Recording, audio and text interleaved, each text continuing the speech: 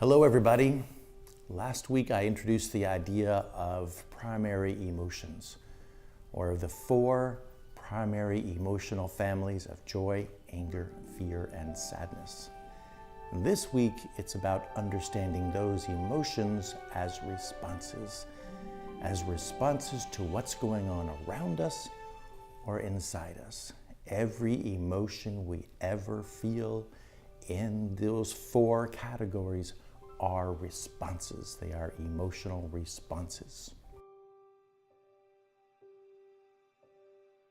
It's just like our sensory responses and our sensory response systems of sight, sound, smell, taste, and touch. When there's a hot apple pie in front of us, we see it and smell it. When we take a bite, we taste it. And when we swallow it, we feel it travel down into our stomach. We experience that hot apple pie through all those different experiences because they are responses to what's going on around us, like the apple pie in front of us, and actually inside us as we taste it and goes down. The same is true for our emotional response system. So let's say you sit down with someone you love to eat that hot apple pie, and because you love them, you have a joy response going on by being with them. And then let's say someone comes by and takes that hot apple pie from you. You may have an anger response that they took it from you. Then let's say if at some point this person became ill, you would have a fear response because something might happen to them. And let's say then you lost them. They left you, they moved away, they died. You would have a sadness response because of the loss. Again, our emotions exist to tell us something just like our other sensory responses. They exist to tell us something all about survival, living, existing. It all relates back to existing, survival, living, and caring. But they exist as responses to tell us something about what's going around us or inside us. Inside us, when it comes to emotions, is like we think about something and we have an emotional response. Let's say I think about someone I love and how great they are for me. I have a joy response about that.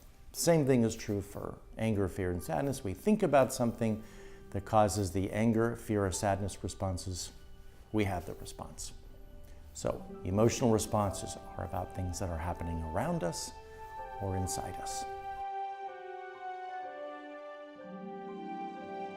Inherent to this understanding, this is so important, is that emotions are not states of being. Again, they are responses. And clinically speaking, this is huge because it helps us understand anxiety and depression.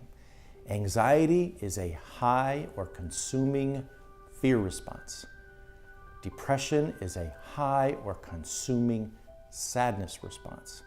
There is a different kind of depression I'll get to later, but it's important, it's incredibly important to understand the four primary emotions, not only to live a good and healthy life and a happy life, because hopefully 90% of our life causes the joy response, what we're looking for, but it's also these four primary emotional responses help us understanding what clinically we define and diagnose as anxiety and depression, and what we experience because it makes it incredibly treatable, changeable.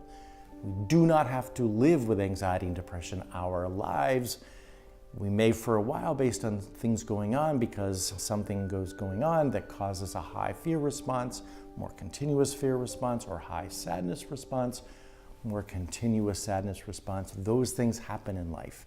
Like if something happens to someone you love and they're in the hospital and it's scary, obviously, you're going to be living with a high fear response most of the time.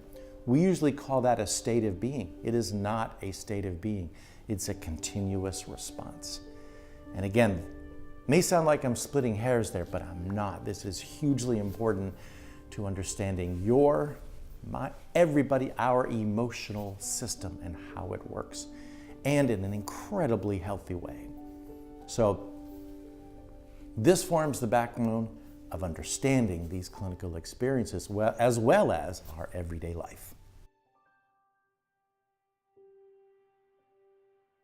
The next 4 episodes on the channel will be exploring each emotional response of joy, anger, fear, and sadness.